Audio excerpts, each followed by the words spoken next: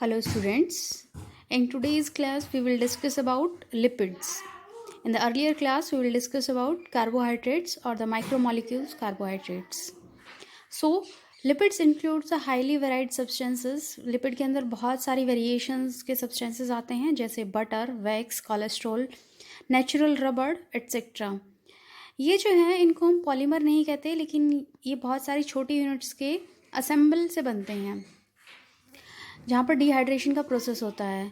So large molecules बनते हैं, लेकिन वो इतने लार्ज नहीं होते हैं कि उनको हम मैक्रो मॉलिक्यूल्स में कंसीडर कर सकें, ले सकें. तो नेक्स्ट आता है कि हम क्या कॉमन फीचर्स हैं लिपिड्स के. सो देखते हैं. तो लिपिड्स जितने भी हैं वो नॉन पोलर होते हैं. नॉन पोलर मीन्स उनके पास पोलैरिटी नहीं होती, like in case of water. Insoluble in water, पानी के अंदर इनसॉल्युबल होते हैं, और ऑर्गेनिक सॉल्वेंट्स के अंदर सॉल्युबल होते हैं, like ether, chloroform, acetone, benzene, etc. So the very first feature of this is they are non-polar and insoluble in water and dissolved in organic solvent like ether, chloroform, acetone, benzene, etc. दूसरा जो main feature आता है कि ये जो है वो water के अंदर डिस्पर्स हो जाते हैं यूनिफॉर्मली और इमल्शन फॉर्म करते हैं. जैसे आपने देखा होगा कि अगर आपके पास ऑयल की कोई ड्रॉप जो है वो वाटर किसी पानी के वेसल के अंदर गिर जाती है तो वो इक्वली स्प्रेड आउट हो जाती है उस वाटर की सरफेस के ऊपर. So this is the uniform dispersion of fat over the water.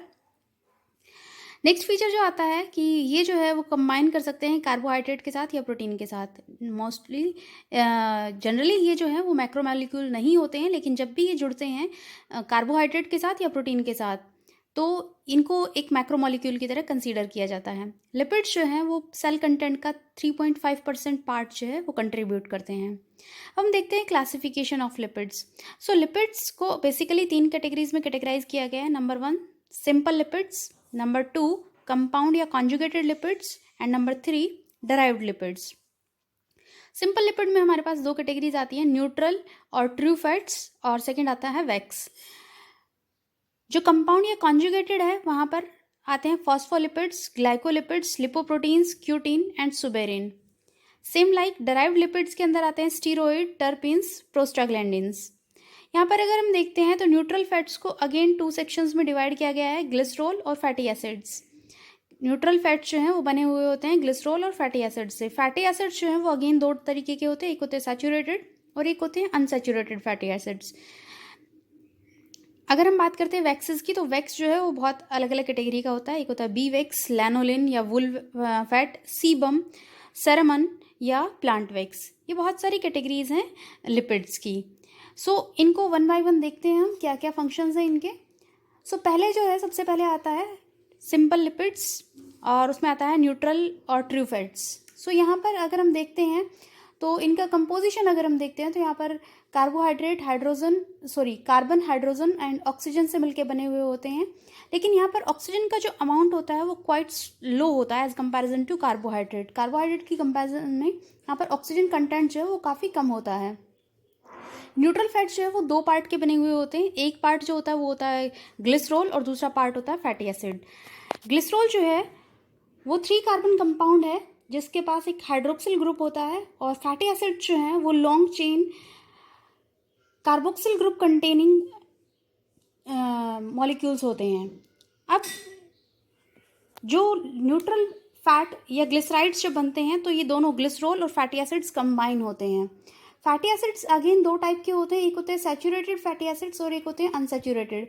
So saturated fatty acids are those fatty acids which are having only single bond between their carbon atoms. उनके carbon atoms के बीच में सिर्फ single bond होता है, उनको हम कहते हैं सैचुरेटेड फैटी एसिड्स. जबकि जो अनसैचुरेटेड फैटी एसिड्स हैं वहाँ पर डबल या ट्रिपल बॉन्ड मिलते हैं कार्बन एटम्स के बीच में. यहाँ पर जो सैचुरेटेड फैटी एसिड है वहाँ पर हाइड्रोजन कंटेंट ज़्यादा होता है as comparison to the unsaturated fatty acids.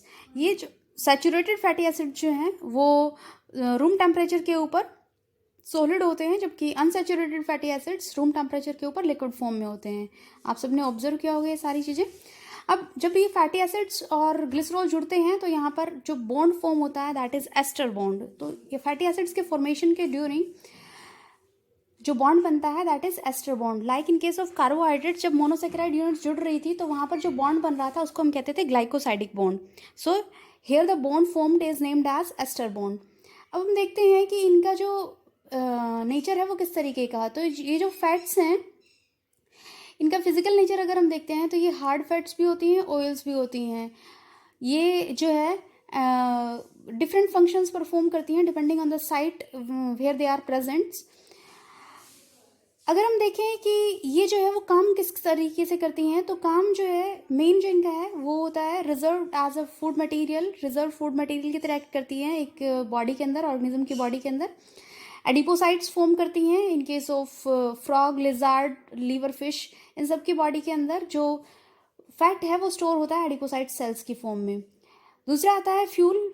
तो फैट जो है उसको एज अ फ्यूल यूज़ किया जाता है, क्योंकि ये जो है जब भी कार्बोहाइड्रेट की अवेलेबिलिटी नहीं होती है तो एक बेटर फ्यूल की तरह एक्ट करते हैं फॉर द बॉडी।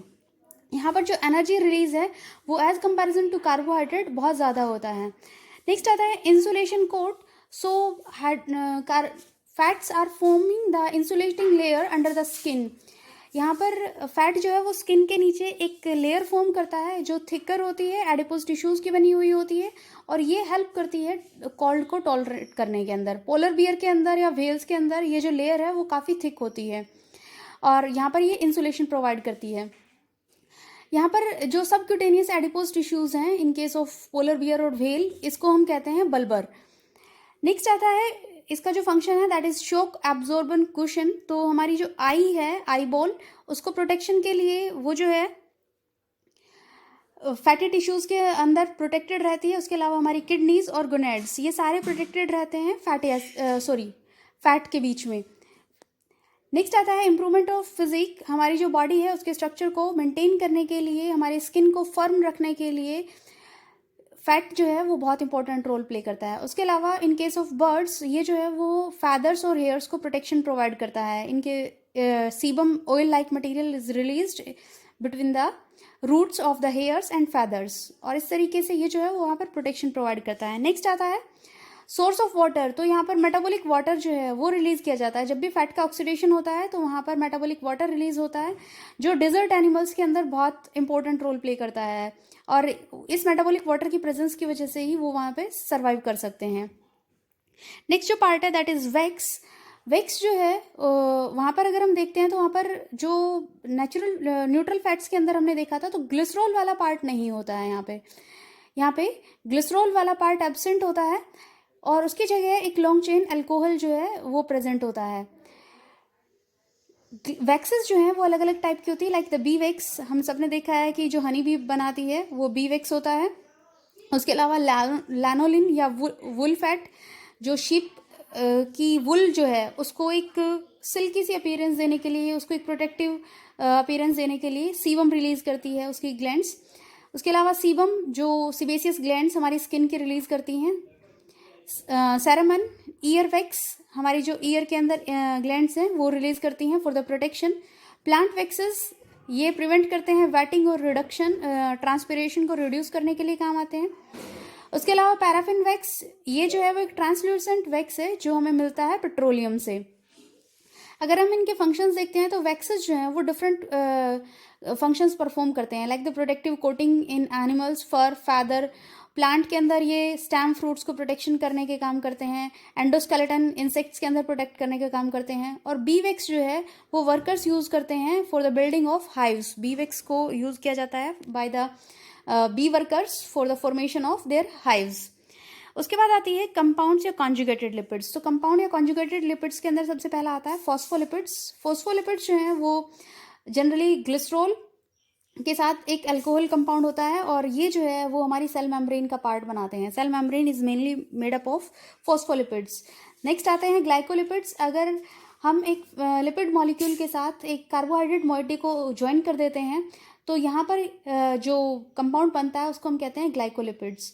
ये भी सेल मेम्ब्रेन के एक इम्पोर्टेंट पार्ट होते हैं। नेक्स्ट आते हैं लिपोप्रोटीन्स। अगर लिपिड के साथ हम एक प्रोटीन मॉइटी को ज्वाइन कर देते हैं तो जो फॉर्मेशन होती है कंपाउंड के उसको कहते हैं हम लिपोप्रोटीन, और ये भी सेल मेम्ब्रेन का एक इंपॉर्टेंट पार्ट है। उसके अलावा ब्लड प्लाज्मा के अंदर, लिम्फ के अंदर लिपोप्रोटीन्स जो है वो प्रेजेंट होते हैं। मिल्क के अंदर प्रेजेंट होते हैं और एग के योक के अंदर प्रेजेंट होते हैं। उसके अलावा क्यूटिन सुबेरिन जो है वो प्लांट के सेल वॉल के अंदर प्रेजेंट होते हैं।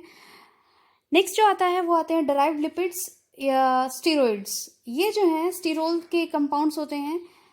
उसके अलावा कोलेस्ट्रॉल, हम सबको पता है कोलेस्ट्रॉल के बारे में, हार्ट डिजीज कॉज करने के लिए रिस्पॉन्सिबल होता है। और उसके अलावा ये ब्लड प्लाज्मा हमारी जो प्लाज्मा मेम्ब्रेन है उसका एक असेंशियल कंपोनेंट भी है कोलेस्ट्रॉल। सेल मेम्ब्रेन, माइकोप्लाज्मा की सेल मेम्ब्रेन के अंदर मिलता है। कोलेस्ट्रॉल जो है वो अलग अलग डिफरेंट टाइप का होता है, डिफरेंट हार्मोन्स इसको सिंथेसाइज करते हैं, like testosterone, estradiol, progesterone, aldosterone, cortisol, ecdysone etcetera. उसके अलावा फंक्शंस अगर हम देखें कोलेस्ट्रॉल के, तो ये जो है वो एक केमिकल कोऑर्डिनेटर की तरह काम करता है। एनाबोलिज्म को स्टिमुलेट करते हैं स्टीरॉइड्स, मतलब एनाबॉलिक रिएक्शंस को, एक एनिमल की बॉडी के अंदर एनाबॉलिक रिएक्शंस को स्टिमुलेट करते हैं। उसके अलावा ग्रोथ के लिए, फ्लावरिंग प्लांट्स की ग्रोथ के लिए एसेंशियल होते हैं। नेक्स्ट आता है टर्पिन्स। टर्पिन्स जो है वो मेजर कंपोनेंट्स होते हैं एसेंशियल ऑयल्स के, जहाँ पर जैसे कैम्फर, यूकेलिप्टस ऑयल या लिमोलिन ऑयल या मैंथोल एटसेट्रा के अंदर टर्पिन्स जो है वो प्रेजेंट होते हैं। प्रोस्टाग्लैंडिन्स जो है वो भी हार्मोन लाइक कंपाउंड होते हैं जो 20 carbon poly unsaturated fatty acids के बने हुए होते हैं, जैसे arachidonic acid. This is about the lipids or their functions. We'll meet in the next video with some new content. Thank you and have a good day.